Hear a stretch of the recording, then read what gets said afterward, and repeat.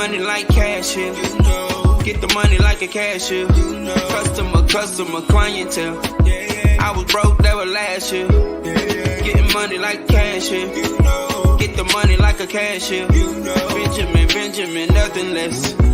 I was broke, that was last year. Don't change 'em. I never switched up. Been down since day one. Stay social. People change them. I never switched up. Hi, everybody. Welcome back to Dope Black Thoughts Live. Everyone who's tuning in. And we are in our 4th week of Women's History Month. Yay. And today I have on my youngest guest that has joined us. And this is Andalesia Ivey. She is a model and actress, and not to mention a college student at the same time. Has got a lot on her plate. Andalesia, you're muted, but how you doing? I'm good, thank you. Welcome. Nice to have you on the show. I'm glad to be here. Happy to see what's in store. Thanks. And I'm sorry, everybody, about a little bit of a delay. Andalesia is in Indiana. Is that right? Okay. Yes, I'm in Indiana. Okay. And we also have Stacy Ivey. Yay. Hi, Stacy. Welcome back. Hello. Glad to be here. Thanks for the return invite. Yeah, I'm happy to have you. Thanks for joining us again. And just so everyone knows, that is mother and daughter right there. We're going to jump right in. So Andalesia, do you want to go by Anda or Andalesia?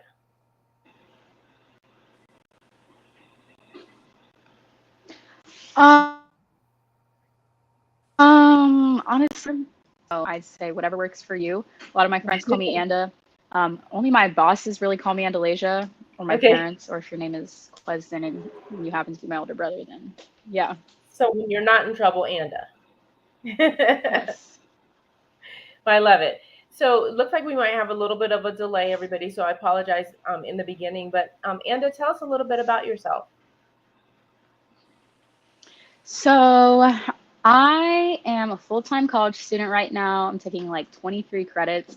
On top of that, I work 2 jobs. So I'm currently at one of them right now, but just stepping away to do this broadcast with you guys. And I am also involved in a variety of on-campus extracurriculars on top of working in the film industry as well as the fashion industry. And so I'm consistently on call. A good example of this is my first day of class. I had just gotten settled, went to all my classes, got a message from my agent, was like, I need you for this audition in an hour. And so I was like, okay. And so it's just kind of, I go with the flow and I do what I can, but I like to work on a busy schedule. I'm a New Yorker at heart. And so ultimately just always on the grind. You're a New Yorker at heart. You've been there a few times, obviously.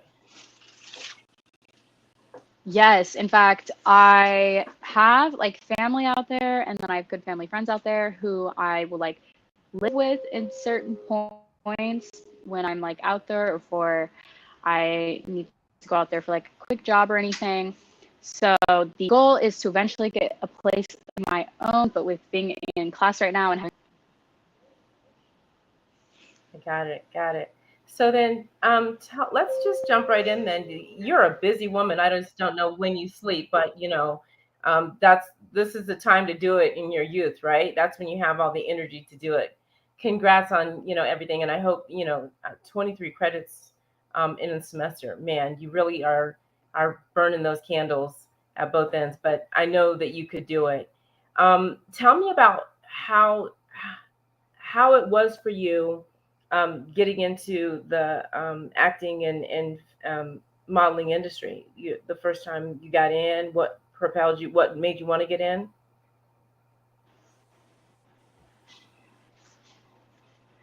Yeah, so it was you guys are so full of it. And it was because I was a drama queen and everything had to be exaggerated. Well, I was really interested in modeling and fashion, and I was always told that I was going to be tall. Now, let me clarify. I am not a very tall person. And so How tall are you? I am a commercial model and not a runway model, which is Okay. good. And Yeah, no, get my because runway really height. my goal was to ultimately just like, yeah, unfortunately not. Um, but ideally, I was talking to a friend about it, and she had an agency and was like, "You should just come and check it out." She's like, "They do both modeling and acting," and I was like, "Okay, like I'm not really interested in the acting, but like this is my step into the industry." And I went through the school, I auditioned, and they were like, "Yeah, we'd love to have you and like train you." Eventually, I went through training, and from there, they became my mother agency. And through my mother agency, I found my New York agent, which was really awesome. I've gone to a variety of talent conventions where I can be seen by other managers and other agents. I've had the privilege of having some crazy auditions. I've had auditions for shows that like people don't even know are coming out for, which is even more insane. And so, although I haven't landed like my big role just yet, just having the privilege to like be one of the people that they're looking at to be for these like aspiring shows is really awesome. And ultimately, like that's just how I got started and what's going on now. It's been almost 5 years now, which is kind of crazy to say. So, That's yeah. awesome. 5 years. That's pretty good. And so, is your passion more in the fashion side of it? Do you like, or is it commercial? And if it's acting, is it commercial, or is it do you like? Are you looking forward to making like movies or doing doing sitcoms, TV? Honestly, I'm for all of it. I love the fashion industry, and for school, I'm going to school to open my own fashion company. I'm literally majoring in business and fashion. And so I love everything clothing. Clothing has always been a big part of my life. But ideally, like I do still want to go into a film. I mean, growing up, I wanted to be a designer, and I've come to the conclusion that sewing is not necessarily the role for me because I am quite the perfectionist, but I still want to be heavily involved in the fashion industry and the film industry. And I just kind of want to do it all. So that's just what I'm doing right now. Nice. I love it. So you don't want to be the sewer. Do you like? I mean, designing fashion, is that was that your passion, or just anything about clothes and accessories and things like that?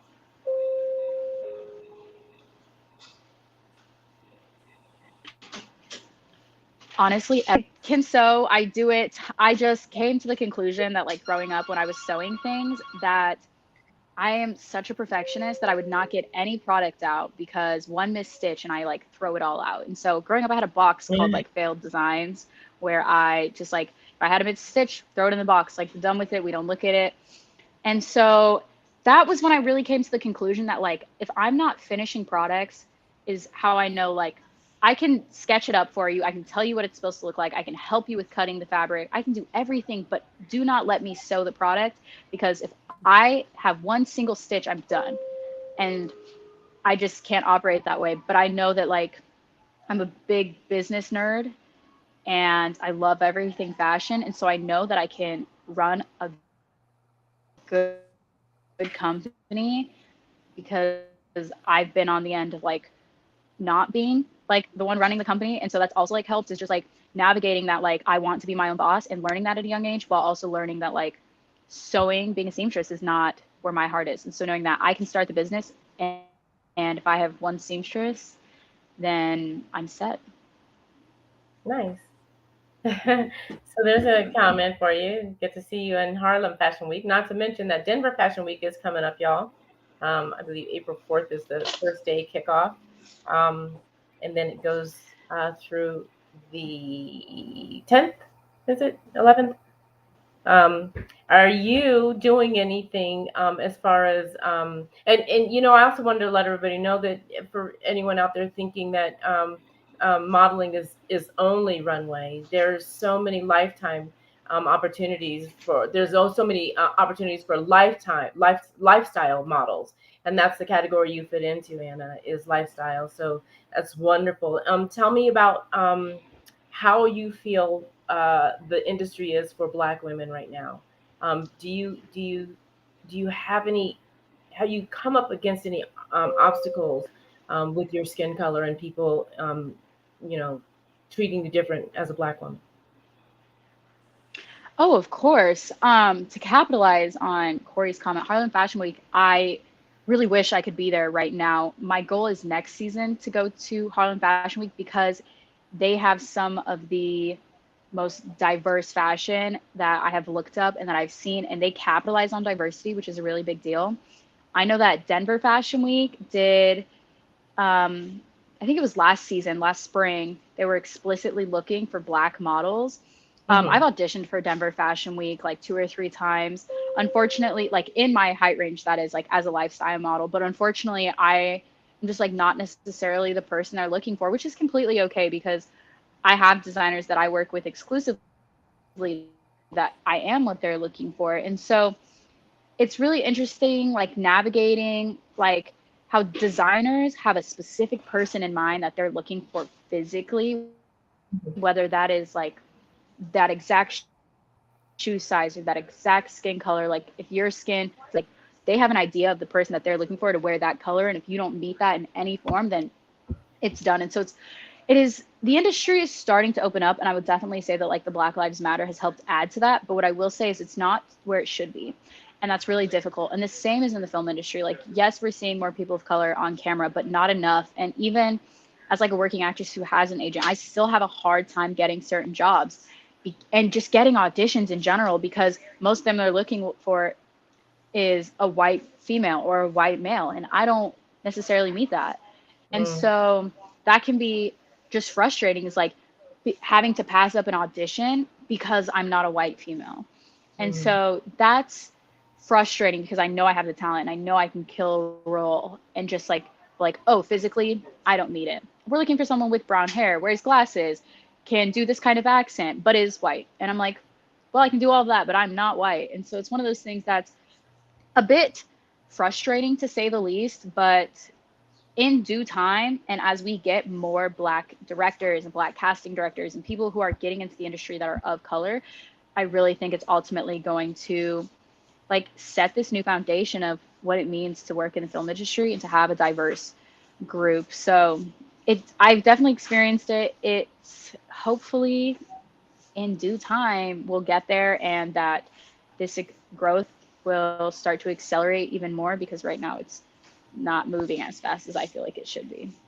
Yeah, yeah, I feel your pain on that one. Stace, did you have a question for her? No, I just wanted to see if she could speak on because and I think has a special point of view that she's coming from is, I mean, she's Black and white, being, Mhm. biracial. So do you see the diversity opening up for people in your age group? Like, are more and more people in your age group getting into the industry, Anda?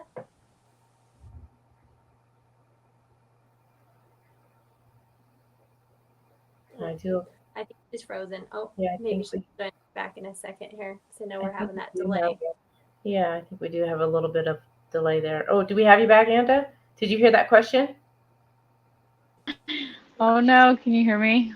Yes, Yes. and better connection looks like. Were you able Solid. to hear? Um,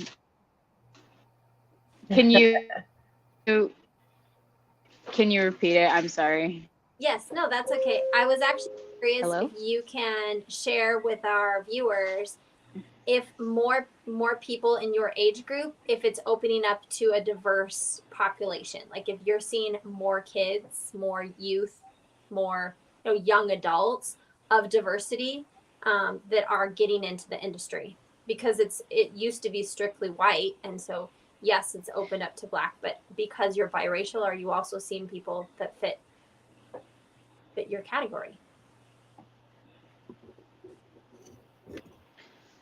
Um, that's a hard question to answer. Before coming to Indiana, I worked at my agency in Colorado, and I had the privilege of teaching the advanced classes as well as like some of the introduction courses where I was able to work with students and I was able to see where they were coming from and get their background. And I would say, to an extent, from what I was able to see, we were seeing more children of different ethnicities come in, but I will say that I didn't have very many students of color that were explicitly like Black or mixed that were coming in. And part of me has a feeling that it has to do with just like where the industry is at right now. And like they were my students, so that's what I referred to them as. But the individuals who like grew up wanting to be in film, who are children of color, are have more of a desire to get into the film industry because they know that there's a lack of diversity on camera, where those who maybe have yet to fully come to terms with the lack of diversity on camera aren't as ambitious to get into the industry. And so although there is like a varying amount of ethnicity that is really starting to come into like camera, that's really nice to see, but I'm not sure I can really say that I see a lot of people that are my age and that are my skin color starting to come in. I think we still haven't like bridged that gap yet. Mm-hmm. It's unfortunate. You would think that we would be a little bit further along with diversity than where we are. We know that we have Tyler Perry Studios, and if you turn to certain channels, then those channels are specifically targeting the Black audience. But where is the casters, the people who are casting for people that look like you and people who are Black that for these films? We almost need to start our own little casting project just for diversity. But I know that we have to jump off of here in a little bit. But so I want to get into kind of a little bit of today. We're talking about diversity in fashion and diversity in film. Do you have an opinion? You're a college student and you're of voting age. Do you have an opinion of the diversity that we're trying to see on the Supreme Court? Mm-hmm. Have you paid attention to Ketanji Brown Jackson's nomination? Honestly, I really wish that I could speak on this. I have decided to just kind of separate myself from what is going on in the news. I just realized that it was like bringing me down mentally and causing me unneeded like stress and anxiety. Got to take care of you. Mm-hmm. As someone who is growing up in a disaster, as someone who is at like the beginning of the Gen Zers, like we played a very large role in the Black Lives Matter movement. We were at the center of the pandemic as students. And so with everything going on, and then with the election that happened, like the presidential election, and then like I had no idea that things were like super complicated, and like there was rumor of like World War III until we started talking about it in one of my business classes. And I was like, I haven't been watching the news because it's really depressing. And then I was talking to a very good friend of mine who lives in Germany, and she was just telling me like everything that's going on there. And I was like, this is like not good. And I know it's going to stress me out. And so I really wish I could speak on it, but it's just one of those things that I've decided to like put. I'm sorry, it's breaking up really bad. So I just want between it and like I'll read up on different things here and there of attention to it. So do you have an opinion one way or another that is she's the first Black woman to be nominated to the highest court in this country? Honestly, I just wrote a paper about it. Okay, kind of in relation, kind of not. The paper I wrote had to do with the idea of females being monsters, and it was for a world culture class. Mm-hmm. And I talked about how it's like, excuse my language, but personally, I think it's pathetic in the fact that as in the United States, we have yet to have a female in presidential power, let alone of higher power of some sort, due to the idea that she is a woman. And people are afraid to give women an option because they've never been granted an opportunity in the past. And so I think it's wonderful that she is a woman of color that is being admitted to the Supreme Court, but I think it is pathetic that she is the first. She shouldn't have to be the first. She should be one of multiple. And it's a very big deal, and I think it deserves to be celebrated, but I also think like this needs to be acknowledged in the idea that like this shouldn't be the first. Like we should have celebrated this decades ago. Yeah. Yeah. Good point. I mean, that's all you can do. And granted, I understand you need to take care of your well-being. And if cutting the news out the way that it's coming across to us and being presented to us as part of that, then by all means, you got to take care of you first. Let's jump back over to then. Let's just jump back over to anything that you have coming up that you want to share with anybody out there, or any kind of auditions that you have coming up that you're looking forward to, or anything as far as your fashion, any kind of what am I trying to say here? Photo shoots. Um, so I'm not allowed to talk about a lot of like any upcoming work I have, Okay. just because of legal agreements. The little that Specifically. I can say, Uh-huh. Go ahead. yeah, just in general, I try and do my best not to talk a whole lot about it. But one thing I will say is that in May, if anyone is feeling ambitious and would like to go to Minneapolis, Presley Park is hosting a very big fashion show, and I highly encourage people to go to it. It is, they're going to be highlighting diversity, which is a really big deal. I'll be there. I won't tell you what I'll be doing there, but I encourage you all to go if you, like I said, are feeling ambitious. Obviously, it's in Minneapolis, but it's in honor of Prince. It has to do with Presley Park, or it's in Presley Park and it has to do with Prince. And it's just a good show to capitalize on diversity and fashion. And that's an exciting event that's coming up, and I'm looking forward to just be present. Oh, okay. Well, I'm glad you put that out there. And you said Paisley Park, right? That is where they're Yes, holding. Paisley Park. So sorry. Okay, that's all right. Yes. I thought it was just because it was skipping in and out. So we have a few minutes left, about 8 minutes. What else do you want to share with us about everything that you're going through? Good luck with your studies, by the way. Oh, What thank else you. do you uh, do you, Stacey, do you have a question for her? You're muted. You're muted. There I am. I'm back. Sorry. I thought maybe it would help with your stuff, Angela. So can you speak on, because you've always been a very strong advocate for yourself and other females, even just at a young age. Can you speak on, as a college student now, like, do you feel like the pandemic has hindered some women, or has it kind of highlighted women, and to like get them out there to be advocates and get them involved? And because you're involved in lots of clubs and activities on campus, can you speak on that briefly? I know it doesn't have to do with fashion, but All is good.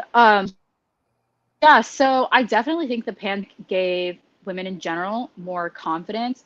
What I will say is, being in Generation Z, I have a lot of faith in our generation, and I think that we're going to do a lot of things that are going to be in a good direction as it becomes our time to start stepping into the shoes of governors and congressmen and Supreme Court people and potentially presidential positions. I think we're going to do a lot of good work in that aspect.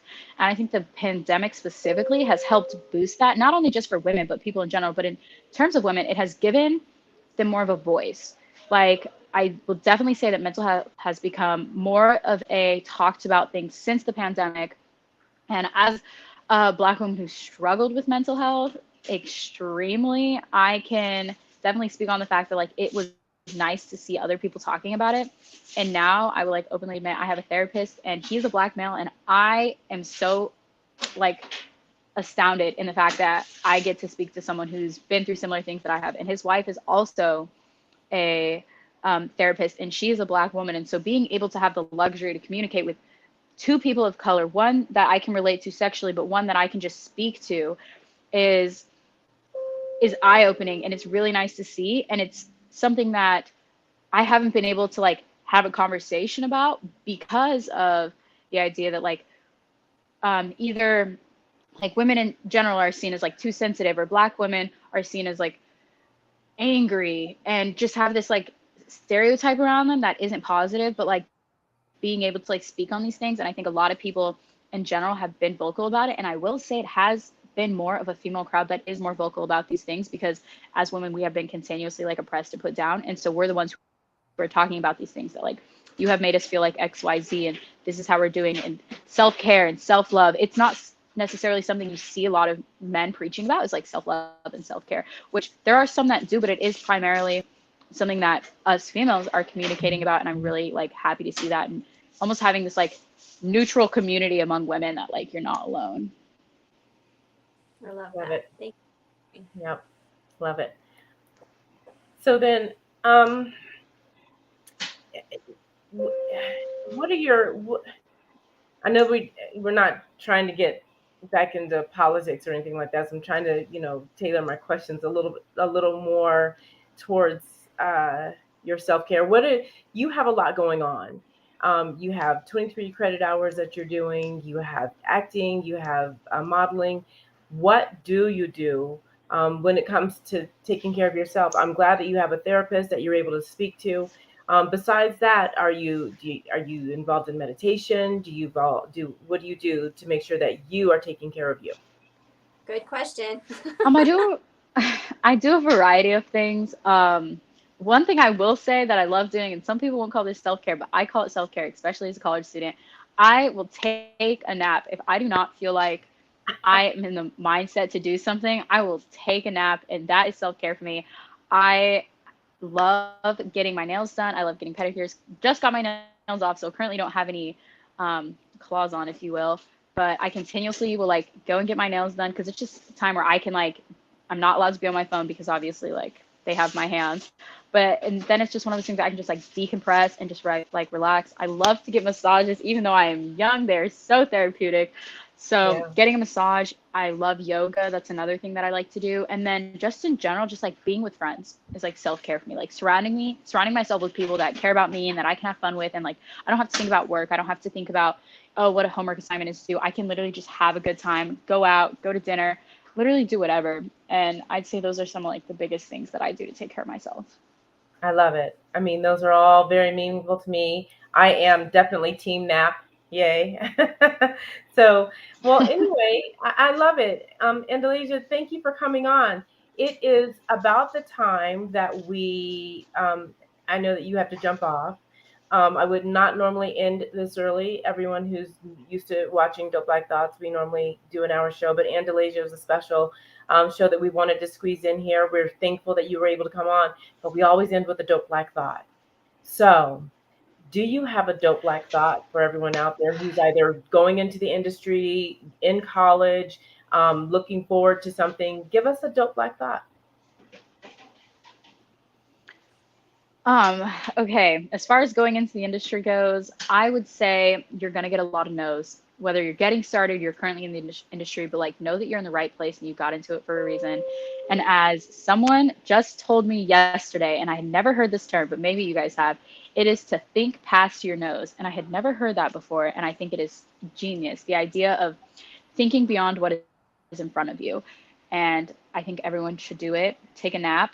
An hour nap is a prime nap. And that's What why I have to time? say. Yeah, tell us the time. She knows like the prime time to take different types of naps. Oh, really? The prime, I've done my research as a And like, business student. The prime time to take a nap is between 1 and 4 o'clock. Whatever you do, though, don't take a 30-minute nap. That's a bad nap. You can take 26. That's a good nap. You can take an hour. You can take 90 minutes. Those are like the three main naps. Or a 10 to 20-minute nap is a quick nap. But even then, don't take a 30-minute nap. 10 to 20, 26 minutes, an hour, or 90. Between okay, 1 and 4 o'clock. between 1 and 4. I'm all for a 10-minute power nap. I can't even tell you how much it refreshes me. So, did you get your dope black thought out? Think past your nose. That's your dope black thought. I love it. Yes. Think It also past your gives you, nose. yep, it also helps you to be, it's more of an awareness issue. I love it because it makes you aware of others instead of just yourself. 100%. Yeah, 100%. yep, humanity thing. So, well, Andalasia, do you have to jump off now? Are you getting beckoned by your job? Yes, my time is about up. After I jump off this, I have a class meeting, and then I'm going to jump back into work. Jump back into work, midterms. Well, once again, thank you so much for coming on. Good luck with everything in the future. Good luck with everything that your schooling and your acting. Break a leg on those auditions, and keep us informed. We'll be rooting for you. Sounds good. Thank you for having me. It was such a pleasure. Well, thank you. For everyone that's tuned in, this is another episode of Dope Black Thoughts. So, Stacy, thanks for joining us, and Dope Black Thoughts out.